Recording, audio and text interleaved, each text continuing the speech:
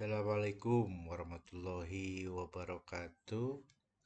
Oke, teman-teman, pasca UTS kita akan melanjutkan penyusunan artikel ilmiah hasil pemikiran yang beberapa pertemuan lalu draftnya sudah disusun oleh banyak kelompok seluruh seluruh kelas yang saya ajar gitu.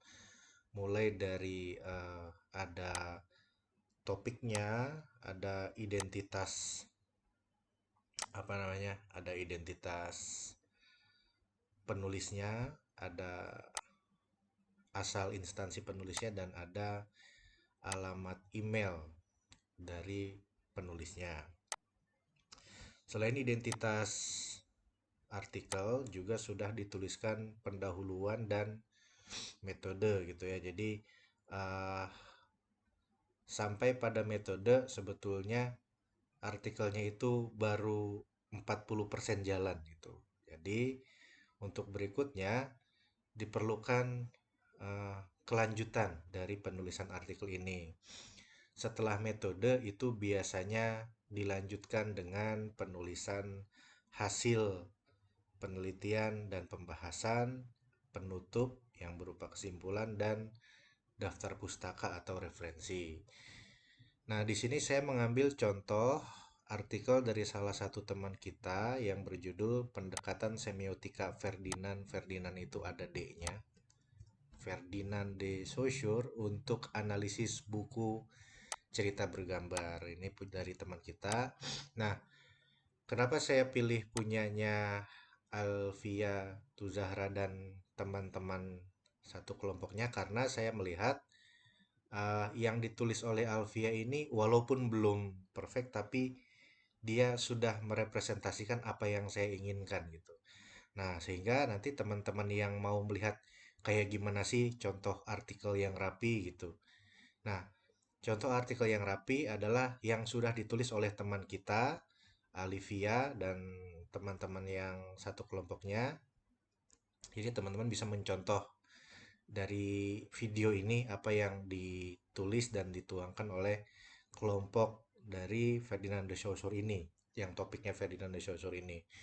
Nah, kita lihat dari judul ini, pendekatan semiotik Ferdinand de Saussure untuk analis buku cerita bergambar, nanti akan kita telah nih apa aja yang kurang misalnya. Nah, itu nanti akan menjadi patokan atau inspirasi ataupun uh, apa namanya gambaran bagaimana memperbaiki artikel masing-masing. Nah, yang ditulis oleh kelompok ini misalnya di awal pendahuluan, nanti tolong diubah dulu di sini jadi kapital semua ya. Pendahuluan. Sebetulnya di sebelum pendahuluan itu ada yang namanya abstrak, teman-teman. Jadi perlu ada abstrak dulu.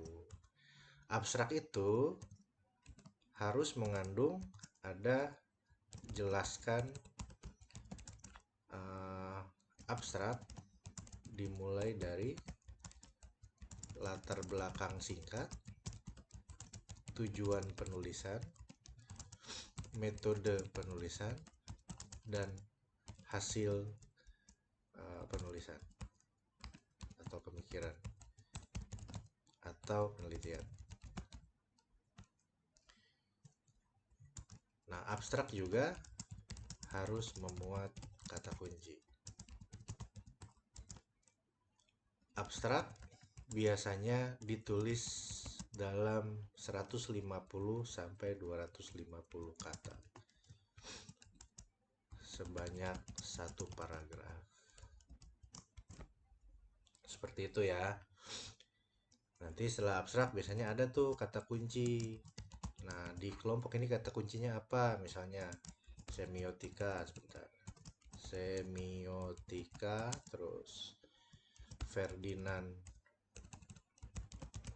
de Saussure, terus buku cerita bergambar. Jadi kata kunci itu apa? Kata kunci itu adalah wait. Kata kunci itu adalah kata-kata yang menjadi tema utama di dalam eh, apa di dalam judul gitu. Kan di sini judulnya adalah pendekatan semiotika Ferdinand de Saussure untuk analisis buku cerita bergambar. Nah, dari eh, judul itu kata-kata mana saja yang merupakan inti dari katanya gitu, gagasan utama. Tentu saja di sini kata pendekatan bukan kata utama. Semiotika pasti kata utamanya, Ferdinand de Saussure itu pasti kata utamanya, kata untuk itu pasti bukan, analisis itu bukan, dan di sini buku cerita bergambar juga merupakan kata utama atau kata kuncinya. Itu. Nah, setelah abstrak, nanti kan abstrak baru bisa disusun setelah apa namanya seluruh tulisannya selesai sampai pada hasil dan kesimpulan gitu. Baru abstraknya bisa disusun. Bisa nggak dengan pendahuluan dan metode bisa bikin abstrak? Bisa aja. Tapi nanti akan ada komponen yang kurang gitu. Hasil penelitian dan eh, bagian hasil penelitiannya yang belum ada. Jadi nanti kalau misalnya kau baru bikin pendahuluan dan metode ya sampai ke metode aja bikin abstraknya. Nah, abstrak itu dibuat dalam satu paragraf begitu. Nah, setelah abstrak biasanya ada pendahuluan. Nanti abstraknya di sini dibuat sejajar ya atau sesuai dengan gaya template yang dimiliki oleh si artikel. Nah, kan kalau template di mata kuliah ini sudah saya bagikan, nanti silahkan diikuti. Masuk ke pendahuluan, di era revolusi industri sekarang, teknologi semakin canggih membuat perkembangan media visual juga semakin melesat. Terus dijelaskan berarti ini menjelaskan tentang perkembangan teknologi. Ini menurutnya si Hak et al. Halaman 6 tahun 1987. Nah, lanjut buku cerita bergambar. Nah, di sini masuk paragrafnya membahas tentang buku cerita bergambar. Kalau misalnya di awal paragraf membahas tentang buku cerita bergambar, artinya di akhir kalimat pada paragraf sebelumnya juga harus membahas tentang buku cerita bergambar. Kecuali udah beda pembahasan itu ya. Nah, di sini kalau kita lihat adakah kesalahan di sini nih. Pada saat ini, nah ini harusnya ditulis dengan huruf kapital. Pada saat ini, buku cerita bergambar bukan hanya digunakan oleh anak sebagai pengisi waktu luang, tapi juga digunakan sebagai media pembelajaran karena ini kita hapus aja selaras dengan kemampuan membaca siswa. Titik. Nah, karena ini adalah kutipan yang di awal kalimat, maka kata haknya itu si nama orangnya di luar. Hak dan kawan-kawan gitu kalau dalam bahasa Indonesia gitu ya. 1987 menekankan bahwa artinya ini adalah pendapat si hak ini. Kecuali kalau kita mau menggunakan ini, nah kalimat awalnya dulu, apa kalimat pernyataan si ahlinya dulu, baru sumbernya. Misalnya ditaruh sumbernya di sini, hak gitu dan kawan-kawan 1987 P6. Kecuali kalau kita mau menaruhnya di belakang, baru masuk ke dalam kurung nama ahlinya. Tapi kalau nama ahlinya kita taruh di depan kutipan, maka nama orangnya itu harus berada di luar kurung seperti ini. Buku cerita bergambar merupakan cerita berbentuk buku di mana terdapat gambar sebagai perwakilan cerita. Oke. Terus kita lihat kutipan di sini. Sehingga dengan adanya buku ini diharapkan akan lebih mudah memahami informasi. Nah, harusnya kan di sini kalimatnya selesai, maka di sini kita perlu tanda titik. Nah, di sini ada AT Hasibuan dan Rahmawati yang ditemukannya di buku-buku serta atau ini apa? Saya kira ini tidak termasuk ke dalam kutipannya ya. Nah, kalau misalnya pun pernyataan ini adalah pernyataan yang ahli tadi, kita gabung dengan pernyataan yang ini pakai tanda titik koma seperti ini. Jadi kalau misalnya kita kutipan ini diambil dari dua ahli yang berbeda, tapi mereka mengemukakan pendapat yang sama, maka boleh saja kita gabungkan seperti ini. Tapi cukup nama belakangnya saja. Guslinda dan Kurniawan 2018 di sini pakai tanda koma dulu. Hasibuan dan Rahmawati, 2019. Itu. Sumber belajar yang menarik juga digunakan pada sekolah dasar karena usia dasar sekitar antara fakta tersebut menunjukkan bahwa anak-anak sehingga berdampak pada kegiatan proses. Oleh karena itu, gambar yang ada dalam buku cerita bergambar berfungsi sebagai pendukung sekaligus menyampaikan cerita. Menurut Krisnawan, nah, yang dilakukan oleh teman-teman di bagian ini sudah tepat karena ini adalah kutipannya dan ini adalah sumbernya. Jadi gunakan kutipan itu secara bijaksana dan enak dibaca gitu. Nah, langsung kita lihat ke sini. Banyak sekali kutipan di sini. HR dalam mengantar ini udah tepat. Berpendapat bahwa kajian semiotika dalam bahasa Indonesia itu dari bahasa Inggris semion yang berarti tanda. Menurut Devi Saussure dalam Danianti mengungkapkan bahwa signifikan penanda ini udah tepat. Penelitian ini membahas tentang analisis buku cerita bergambar. Oke. Nah, kita lihat di sini. Sobur ada titik di sini. Harusnya tanda titik itu setelah tanda sumber kutipan. Oke, perlu berfokus pada pendekatan exposure pada buku cerita bergambar objek sehingga menjadikan. Nah, apa yang belum ada di sini? Yang belum ada adalah penelitian-penelitian terdahulunya. Belum ada. Nah, ini kan sudah saya jelaskan bahwa diperlukan adanya kajian tentang penelitian-penelitian terdahulu. Cukup satu paragraf saja. Satu paragraf cukup.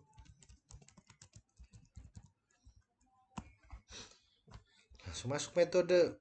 Penelitian ini menggunakan metode kualitatif.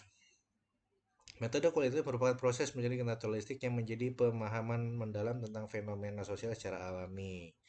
Penelitian ini, nah di sini kita lihat nih, kelompok ini menggunakan hak sebagai tanda kata halaman. Tadi di bagian atas, kita lihat di sini nih. Nah di sini menggunakan P yang artinya peg gitu. Nah kita di bagian itu kita harus konsisten.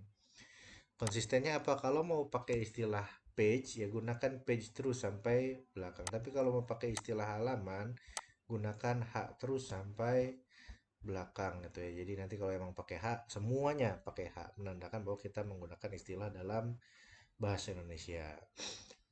Nah, penelitian bersumber pada beberapa jurnal terkait Ferdinand de Saussure. Selain itu bersumber juga pada hasil pengamatan buku cerita bergambar. Teori Saussure adalah bla bla ini udah tepat. Pengumpulan data menggunakan teknik studi literatur. Oke, studi literatur dari jurnal data yang telah digunakan kemudian diolah dianalisis dengan cara mengutip beberapa sumber. Yang kedua menjadikan sumber referensi. Oke, saya kira metode penelitiannya sudah bisa lah ya, sudah bisa digunakan. Cuman tugas berikutnya adalah bagaimana cara menyusun laporannya. Nah, tantangan utama ketika kita membuat artikel ilmiah adalah kita susun dulu hasil dan pembahasan. Tantangan utamanya adalah bagaimana cara kita mengkonstruksi hasil pemikiran kita atau hasil penelitian kita ke dalam bentuk temuan ini, temuan hasil dan pembahasan. Di dalam penulisan artikel ilmiah, biasanya dilihat dulu teori apa yang sedang dibahas. Oh, Ferdinand de Saussure. Berarti kita cari apa itu teori Ferdinand de Saussure. Teori semiotika Ferdinand de Saussure biasanya ada penanda dan petanda gitu. Berarti kita jelaskan konsep penanda dalam Ferdinand semiotika Saussure. Penanda dan petanda misalnya dalam semiotika Saussure. Nah, pada bagian ini kenapa saya bagian bawahnya itu hurufnya kapital di awal tapi sisanya kecil? Karena kalau kapital semua nanti akan dianggap sejajar dengan bagian awal ini. Akan dianggap sejajar. Maka agar di bagian subnya itu terlihat seperti judul baru gitu. Di bawah bab hasil dan pembahasan maka saya tulis konsep penanda dan penandanya huruf kecil. Kalau kita gunakan dalam tipe makalah, biasanya hasil dan pembahasan itu A-nya gitu. Dan konsep dan petandanya bukan B-nya, bukan, tapi satu. Sehingga terlihat bahwa konsep penanda dan petanda adalah posisinya sebagai sub dari bagian hasil dan pembahasan. Tapi kan di template kita tidak menggunakan penomoran A, B, C, D, 1, 2, 3 tidak. Nah, silahkan jelaskan temuan peneliti. Seperti apa konsep penanda dan petanda dalam semiotika saussure gitu. Ini kan baru menjelaskan tentang, lihat judulnya apa. Baru menjelaskan tentang semiotika Ferdinando Saussure-nya. Baru satu unsur yang dijelaskan. Nih bagian ini. Sedangkan judul ini memiliki memiliki satu topik besar, yaitu semiotika Saussure, analisis buku cerita bergambar. Nah, berarti di dalam sini diperlukan sub baru, misalnya penanda, bentar saya, penanda dan petanda dalam analisis buku cerita bergambar. Misalnya, kalian mau bikin sub lagi, silahkan boleh saja menggunakan penomoran di bagian ini. Satu,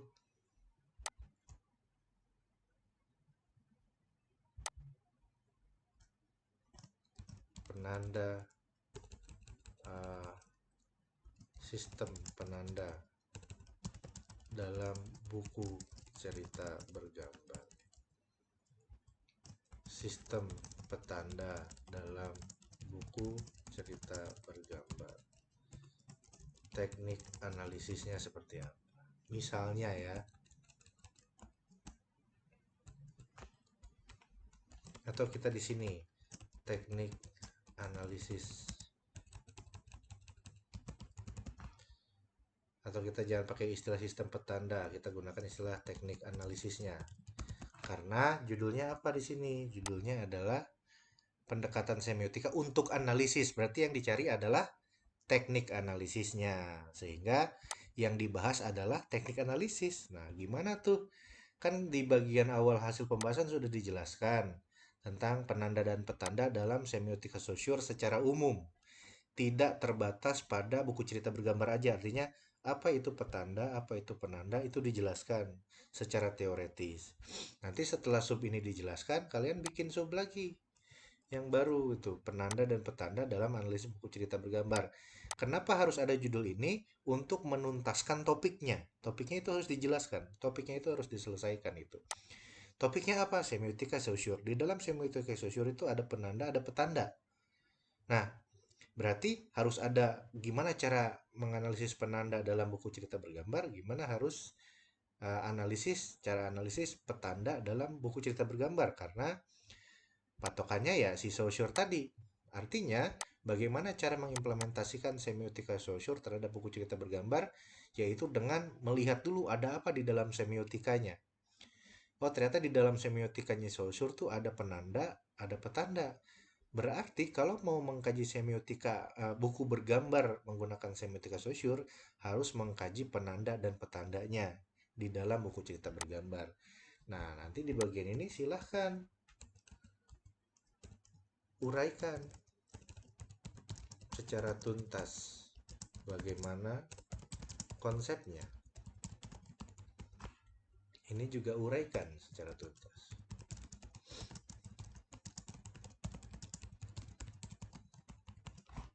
Nah, sehingga di bagian inilah artikel kamu diselesaikan gitu.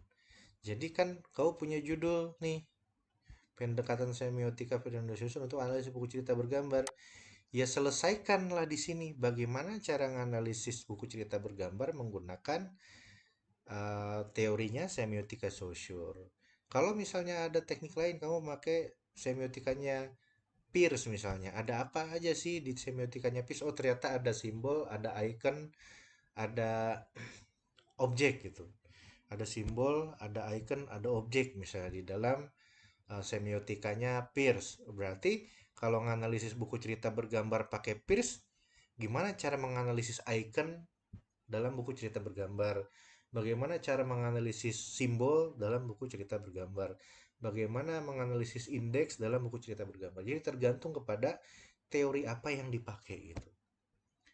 Misalnya, Pak, saya nggak menggunakan semiotika, saya pakainya apa menyusun poster menyusun poster menggunakan Canva. Ya, digali dulu di Canva itu ada apa aja dan komponen-komponen untuk membuat poster itu apa aja. Nanti dibedah di dalam hasil dan pembahasannya seperti itu. Nah, nanti kalau itu udah semua selesai, baru tarik penutupnya. Uraikan simpulan dari hasil dan pembahasan yang sudah disusun. Setelah penutup, langsung masuk ke daftar pustaka. Maka selesailah artikelnya gitu ya, teman-teman. Seperti itu kira-kira bagaimana melanjutkan dari artikel teman-teman. Oleh karena itu, silahkan setelah video ini selesai, setelah menonton video ini selesai, masing-masing kelompok silahkan melanjutkan artikelnya. Lihat lagi judulnya pertama. Yang kedua, perhatikan apakah teknik menulisnya sudah rapi. Kalau saya lihat nih kelompoknya Alfiatul Zazar sudah rapi cara nulisnya, walaupun dalam teknik menulis, dalam teknik mengutip masih perlu ada perbaikan gitu ya. Eh, yang pertama tadi apa? Lihat lagi topiknya, perbaiki teknik menulisnya, ikuti template-nya, lalu tuntaskan pendahuluannya sampai kepada adanya penelitian yang terdahulu. Jadi tidak sekedar sampai kepada fokus penelitian, tapi harus sampai kepada scientific background-nya. Harus sampai pada penjelasan tentang penelitian-penelitian terdahulu. Masuk ke metode, nah saya pikir punyanya kelompok ini metodenya sudah bagus, teman-teman bisa lihat sendiri metode yang digunakan oleh kelompok ini. Nah, itu bisa diikuti gitu ya, cara menuliskan metode penelitiannya. Nah, berikutnya jangan lupa untuk minggu ini dan PR untuk minggu depan adalah menyusun hasil dan pembahasan. Kesimpulannya nanti belakangan. Yang penting susun hasil dan pembahasannya dulu gitu. Ya, teman-teman, jadi saya ulang, tugas untuk proyeksi minggu ini sampai minggu depan adalah melihat kembali template-nya, mereview kembali pendahuluannya, memperbaiki pendahuluan, melihat metode penelitian, ya boleh melihat contoh yang diberikan oleh teman kita nih karena sudah lumayan bagus, dan yang paling penting adalah mulai menyusun hasil dan pembahasan gitu. Nah, minggu depan kan kebetulan minggu depan adalah pertemuan offline, jadi kita akan ketemu di kelas. Nanti silahkan setiap artikel kelompok di print, nanti akan ada asistensi langsung dengan saya gitu.